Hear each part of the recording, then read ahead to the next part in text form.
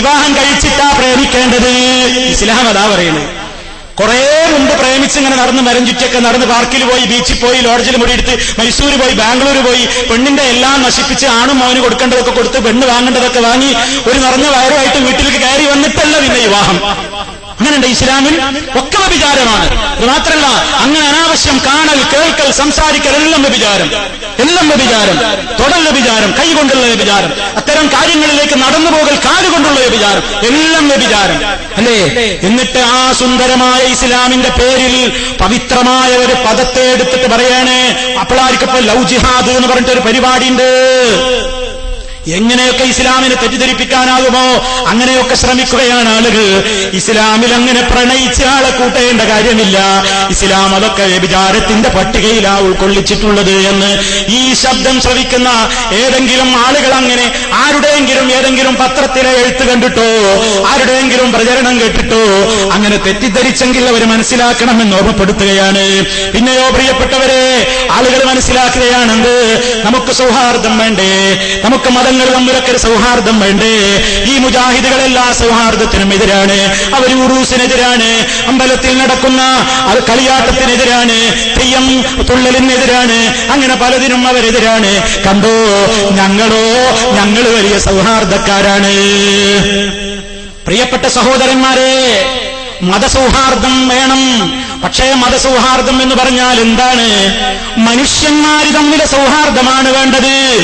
എന്റെ അയൽവാസിയായ രാമനുണ്ടെങ്കിൽ, എന്റെ അയൽവാസിയായ ജോസഫ് ഉണ്ടെങ്കിൽ, രാമന്റെയും ജോസഫിന്റെയും വിശപ്പാണ്.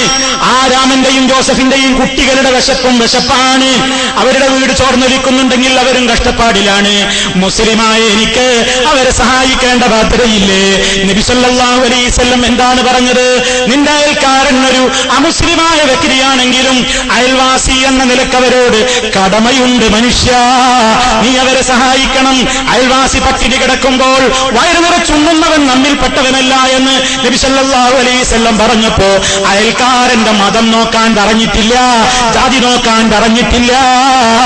അങ്ങനെ മനുഷ്യന്മാരുടെ പ്രശ്നങ്ങളിലൊക്കെ പരസ്പരം സൗഹാർദ്ദം വേണം. ഒരാളത് ആക്സിഡന്റിൽ വീണ് കിടക്കുകയാണ് റോട്ടിൽ. അയാളുടെ നെറ്റത്ത് കുറിയുണ്ട്, കാഷായം ധരിച്ചിട്ടുണ്ട്. ഇട്ടുപോണോ? പോകരുത്. മനുഷ്യനാണ് ആ കിടക്കുന്നത്. അയാളെ പേരെന്തോ ആകട്ടെ, ജാതി എന്തോ ആകട്ടെ, മതം എന്തോ ആകട്ടെ, അയാൾ അപകടത്തിൽ പെടരുത്, അയാളെ സഹായിക്കണം. ഒരു മനുഷ്യന്റെ വീട് കത്തുന്നു, അത് ആരുടെ വീടാ നോക്കിയിട്ടല്ല തീ കണക്കാൻ പോകേണ്ടത്. എല്ലാവരും മനുഷ്യരെന്ന നിലയ്ക്ക് ഏത് മതക്കാരനാണെങ്കിലും ജാതിക്കാരനാണെങ്കിലും സ്നേഹം വേണം, സൗഹാർദ്ദം വേണം. മനുഷ്യർ തമ്മിലാണ് സൗഹാർദ്ദം, മതങ്ങൾ തമ്മിൽ സൗഹാർദ്ദമില്ല. കാരണം മതം എന്ന് പറയുന്നത് ഓരോരുത്തർക്കും ഓരോ ആശയമാണ്. ആശയങ്ങൾ കൊണ്ടും കൊടുത്തും ഉള്ള ഒരു സൗഹാർദ്ദമില്ല. അമ്പലത്തിൽ നമ്മളും പോയി തൊഴുക, നമ്മുടെ പള്ളിയിൽ അവരും വന്ന് നിസ്കരിക്കുക, പള്ളിയിൽ പോയിട്ട് നമ്മളും കുരിശിന്റെ മുമ്പിൽ പോയിട്ട് വന്നിച്ചു നിൽക്കുക. ഇങ്ങനെ ഒരു ആദർശ സമന്വയം, ഇങ്ങനെ ഒരു ആദർശ സൗഹാർദ്ദം ഇസ്ലാമിലില്ല കേട്ടോ. ഹബീബായ നബി സല്ലല്ലാഹു അലൈഹി വസല്ലമിനോട് മക്കയിലുണ്ടായിരുന്ന മുസ്ലിമീങ്ങൾ വന്നിട്ട് പറഞ്ഞില്ലേ, മുഹമ്മദേ, നിങ്ങൾ ഇങ്ങനെ ഞങ്ങളുടെ ഈ പ്രവർത്തനത്തെ വിമർശിക്കരുത്. നമുക്കൊന്ന് അഡ്ജസ്റ്റ്മെന്റിലായിക്കൂടെ, നമുക്കൊന്ന് ഒരുമിച്ച് പോയിക്കൂടെ? ഒരു കൊല്ലം ഞങ്ങളുടെ ബിംബങ്ങളുടെ അടുത്തൊക്കെ നിങ്ങളും ഒന്ന് വരിക, കാര്യമായിട്ടൊന്നും ചെയ്യണ്ട, ഒന്ന് വന്നാ മതി, ഞങ്ങൾ നിങ്ങളുടെ ആരാധനകളിലും പങ്കുകൊള്ളാം. അങ്ങനെ നമുക്കൊരു സൗഹാർദ്ദത്തിൽ മുന്നോട്ട് പോയിക്കൂടെ എന്ന് നബി സല്ലല്ലാഹു അലൈഹി വസല്ലമിനോട് ചോദിച്ചപ്പോ ആ ആളുകളുടെ മനസ്സൊന്ന് ലഘൂകരിച്ച് കിട്ടിയിട്ട് അവരും ഇസ്ലാമിലേക്ക് വന്നാൽ അതല്ലേ നല്ലത് എന്ന് വിചാരിച്ചിട്ട് ഹബീബായ നബി സല്ലല്ലാഹു അലൈഹി വസല്ലം അവരോട് ആ സൗഹാർദ്ദത്തിന് പോയില്ലല്ലോ. മറിച്ചതാ മലക്ക് ജിബ്രീൽ അതാ സൂറത്തും കൊണ്ട് ഇറങ്ങുകയാണ്. ഖുൽ യാ അയ്യുഹൽ കാഫിറൂൻ, ഓ സത്യനിഷേധികളെ, നിങ്ങൾ ആരാധിക്കുന്നതിനെ ആരാധിക്കാൻ, നിങ്ങളുടെ ആരാധനാ രീതികൾ സ്വീകരിക്കാൻ എനിക്ക് പറ്റില്ല കേട്ടോ. അതിലൊരു അഡ്ജസ്റ്റ്മെന്റിനും ഞാൻ തയ്യാറില്ല കേട്ടോ. ലക്കും ദീനുക്കും, നിങ്ങൾക്ക് നിങ്ങളുടെ മതം, വലിയ ദീൻ, ദീൻ, എനിക്കെന്റെ മതം. നിങ്ങൾ ചെയ്യുന്നത് ചെയ്തോ, ഞാൻ ചെയ്യുന്നത് ചെയ്യട്ടെ. ഓ പ്രിയപ്പെട്ട മുസ്ലിമേ, ഓ ഹൈന്ദവ സഹോദരങ്ങളെ, ഓ ക്രൈസ്തവ സുഹൃത്തുക്കളെ, ഒരു നാട്ടിലെ സൗഹാർദ്ദം എന്ന് പറയുന്നത് അങ്ങനെയാണ് വേണ്ടത്. ഹൈന്ദവന്റെ ക്ഷേത്രത്തിൽ അവരുടെ ഉത്സവം നടക്കട്ടെ, മുസൽമാന്റെ പള്ളികളിൽ അവിടുത്തെ ഇബാദത്തുകൾ നടക്കട്ടെ, ക്രൈസ്തവ ചർച്ചുകളിൽ അവിടുത്തെ ആരാധനാ രീതികൾ നടക്കട്ടെ. പക്ഷേ അങ്ങോട്ടും ഇങ്ങോട്ടും പോയിട്ടുള്ള ഒരു സൗഹാർദ്ദം ഇസ്ലാമിലില്ല. അങ്ങനത്തെ ഒരു സൗഹാർദ്ദം ഇസ്ലാമിലില്ല. ആദർശം പണയപ്പെടുത്തിയാൽ പിന്നെ അത് മുസ്ലിം എന്ന് പറയോ? ഒരുത്തൻ പോയിട്ട് ആ കാര്യം ചെയ്താൽ പിന്നെ അവൻ അതിരായില്ലേ? പിന്നെന്താ മതസൗഹാർദ്ദം?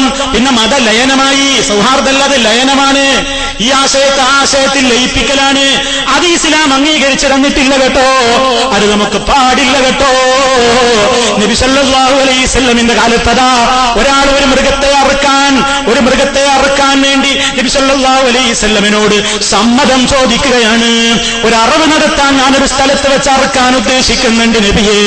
നബി സല്ലല്ലാഹു അലൈഹി വസല്ലം ചോദിക്കുന്നു, നീ അറവ് നടത്താൻ ഉദ്ദേശിക്കുന്ന ആ സ്ഥലത്ത് ആരുടെയെങ്കിലും ബലി നടക്കുന്ന കല്ലുണ്ടോ? ആരുടെയെങ്കിലും ഉത്സവം നടക്കുന്ന സ്ഥലമാണോ? അല്ല എന്ന് പറഞ്ഞപ്പോഴേ ഹബീബ് സമ്മതം കൊടുത്തിട്ടുള്ളൂ. അല്ലാഹുവിന് വേണ്ടിയാണെങ്കിൽ പോലും മറ്റുള്ളവരുടെ ബലിക്കല്ലിൽ പോയി ബലിയർപ്പണമില്ല. മറ്റുള്ളവന്റെ ഉത്സവ പറമ്പിൽ പോയിട്ട് അവരവരുടെ കർമ്മങ്ങൾ ചെയ്തോട്ടെ എന്നതല്ലാതെ അങ്ങനെ ഒരു ആശയ സൗഹാർദ്ദം ഇസ്ലാമിലില്ല. സുഹൃത്തേ, ഇതൊരു വർഗീയതയല്ലല്ലോ. ഹിന്ദുവിന്റെ വിശ്വാസം, ക്രിസ്ത്യാനിയുടെ വിശ്വാസം, മുസ്ലിമിന്റെ വിശ്വാസം. മുസ്ലിം ഒരിക്കലും പറയുന്നില്ല ചൊല്ലടാ കലിമ, ഇസ്ലാമിലേക്ക് കടന്നോ ഇല്ലെങ്കിൽ കൊല്ലും. അങ്ങനെയുണ്ടോ ഇസ്ലാമിൽ? ഇസ്ലാമിൽ അങ്ങനെയില്ല. ഇസ്ലാം വാളുകൊണ്ട് പ്രചരിച്ചതല്ല, ഇസ്ലാം കുന്തം കൊണ്ട് പ്രചരിപ്പിച്ചതല്ല. ഇസ്ലാം ആരെയും ആക്രമിച്ച് ദീനി കൂട്ടിയിട്ടില്ല. ലാ ഇക്റാഹ ഫിദ്ദീൻ, മതത്തിൽ നിർബന്ധിപ്പിക്കുന്ന ഏർപ്പാടേ ഇല്ല. ആർക്കും വേണമെങ്കിൽ സത്യം ഇങ്ങനെ തുറന്ന് ജനങ്ങളോട് പറയും. ഇഷ്ടമുള്ളവർക്ക് സ്വീകരിക്കാം, ഇഷ്ടമില്ലാത്തവർക്ക് തള്ളിക്കളയാം എന്നതല്ലാതെ ഒരു നിർബന്ധിപ്പിച്ച് ദീനിൽ കൂട്ടുന്ന പരിപാടിയില്ല. അതുകൊണ്ട് സുഹൃത്തുക്കളെ, ആ രൂപത്തിലുള്ള ഒരു സംവിധാനം ഇവിടെ കേട്ടു. അതുകൊണ്ടാണ് ഞാനത് പറയുന്നത്. എന്റെ കയ്യിൽ ഒരു പത്രമുണ്ട്, ഈ നാട്ടിലെ പത്രമാണ്. കാരവൽ എന്ന പേരിലുള്ള ഈ പ്രാദേശികമായ പത്രത്തിൽ ആ ഒരു ഹെഡിങ്, പെരുങ്കളിയാട്ടം വിജയിപ്പിക്കാൻ 10 ജമാഅത്ത് കമ്മിറ്റികളുടെ തീരുമാനം. നോക്കണം നിങ്ങൾ, 10 ജമാഅത്ത് കമ്മിറ്റികളുടെ തീരുമാനം എന്തിനാ? പാവപ്പെട്ട ഹിന്ദുക്കൾക്ക് വീട് വെച്ചു കൊടുക്കാനല്ല. അങ്ങനെയാണെങ്കിൽ നല്ലതാ. പാവങ്ങളായ ഹിന്ദുക്കളുണ്ടോ? പാവപ്പെട്ട ഹൈന്ദവ രോഗികളുണ്ടോ? പാവപ്പെട്ട ക്രൈസ്തവ രോഗികളുണ്ടോ? സഹായിച്ചോളൂ, ഒരു വിരോധമല്ല. പച്ചക്കരളുള്ള ഏത് ജീവിക്ക് സഹായിച്ചാലും പുണ്യമുണ്ട്. അവിടെ ഹൈന്ദവനെന്നോ ക്രൈസ്തവനെന്നോ ഉള്ള വ്യത്യാസമല്ല. പക്ഷേ ഇതെന്തിനാ ഈ കമ്മിറ്റികളുടെ തീരുമാനം എന്തിനാ?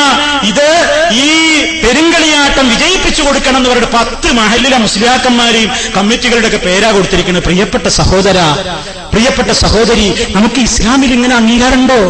അങ്ങനെ ഉണ്ടെങ്കിൽ നമ്മുടെ ഹബീബ് അത് കാണിച്ചു തരില്ലേ? സല്ലല്ലാഹു അലൈഹി വസല്ലം അത് കാണിച്ചു തരില്ലേ? അതുപോലെ തന്നെ എന്തെല്ലാം കാര്യങ്ങളാണ് നടക്കുന്നത്. മാപ്പിളത്തേരിൽ മാപ്പിളത്തെയ്യം കെട്ടുന്നു. ഒരു മാപ്പിളത്തെയ്യം ഇങ്ങനെ മുക്രിയായിട്ട് ഇങ്ങനെ അഭിനയിച്ച് അല്ലാഹു അക്ബർ അല്ലാഹു അക്ബർ പറഞ്ഞിട്ട് മൂപ്പരൊരു പ്രത്യേക വാങ്ങിയാണ്. പള്ളിമുറ്റത്ത് എന്നിട്ടൊരു ദണ്ഡമുട്ടി, അങ്ങനെ അവര് ക്ഷേത്രമുറ്റത്ത് വന്നിട്ടൊരു പ്രസാദം വാങ്ങല്, അങ്ങനെ പരസ്പരം ഒരൊറ്റ ബോർഡിൽ തന്നെ ഞങ്ങൾ സൗഹാർദ്ദമാണ് എന്നൊക്കെ പറഞ്ഞ് ഭയങ്കര സൗഹാർദ്ദം. പ്രിയപ്പെട്ടവരെ, ഇത് ഉറൂസ് നടത്തേണ്ട ദീനല്ല. നമ്മളൊന്ന് മനസ്സിലാക്കണം, ഹൈന്ദവ സുഹൃത്തുക്കൾ മനസ്സിലാക്കണം. ഇവർ ഈ കാട്ടിക്കൂട്ടുന്നതൊക്കെയാണ് ദീനെന്ന് നിങ്ങൾ തെറ്റിദ്ധരിക്കരുത്.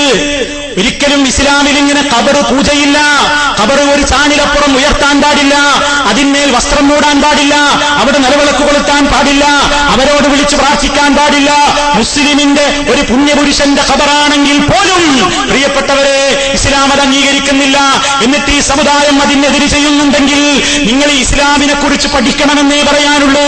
അത്തരത്തിൽ ഇസ്ലാം പഠിക്കാത്ത ആരെങ്കിലും നിങ്ങളുടെ ആചാരങ്ങളുമായിട്ട് കൂട്ടുകൂടുന്നുവെങ്കിൽ നിങ്ങൾ അവരോട് പറഞ്ഞ് മനസ്സിലാക്കി കൊടുക്കണം. നിങ്ങളുടെ ദീനിൽ ഇതിന് അനുവാദമില്ലല്ലോ. നമുക്ക് സൗഹാർദ്ദത്തോടെ ജീവിച്ചുകൂടെ?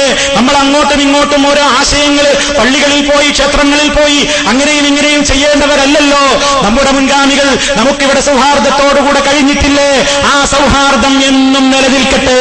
ഹബീബായ നബി സല്ലല്ലാഹു അലൈഹി വസല്ലം ഒരു ജൂതന്റെ സംസ്കാരത്തിലും പങ്കെടുത്തിട്ടില്ല. ഒരുത്തന്റെ ഉറൂസുകളിലും ആഘോഷങ്ങളിലും ഉത്സവങ്ങളിലും പങ്കെടുത്തിട്ടില്ല.